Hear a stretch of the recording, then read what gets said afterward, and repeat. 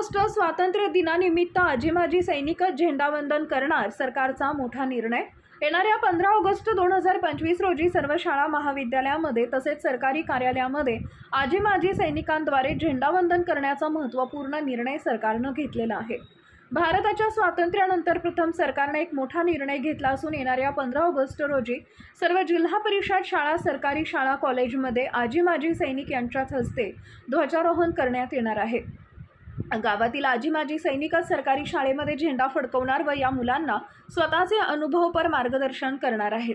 तसेच आजी माजी सैनिक एखाद्या युद्धजन्य परिस्थितीची आठवण सांगणार आहेत। याची कृती कार्यवाही शहरातील, गावातील, ग्रामीण भागातील, वाडी वस्तीवरील सर्वात वरिष्ठ आणि त्यांच्या रँकनुसार माजी सैनिकांकडे सोपवण्यात येत आहे। यासाठी सर्व NCC कॅडेट्स, विद्यार्थी, माजी सैनिक तसेच सुट्टीवर असलेल्या सैनिकांच्या संगनमतानं होणार आहे। या कार्यक्रमासाठी शिक्षण विभागानं हिरवा कंदील दाखवलाय। स्कूल तसेच महाविद्यालयाच्या प्रशासनानं आजी माजी सैनिकांना आमंत्रित करून त्यांचा सन्मान करणे यासाठी निर्देश शिक्षण विभागानं शाळा महाविद्यालयांना दिलेले आहेत।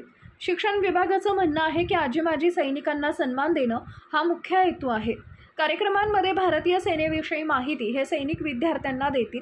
यामुळे देशातील जनतेला एक संदेश जाईल, तो म्हणजे आपण 140 कोटी लोकसंख्या असलेल्या देशात एक आहे, म्हणजेच विषमतेतून एकता हा संदेश संपूर्ण देशाला, जगाला दाखवण्याचा एक छोटासा प्रयत्न आहे, असं शिक्षण विभागाचं म्हणणं आहे। एकच नजर चौफेर खबर, पॉवर मराठी।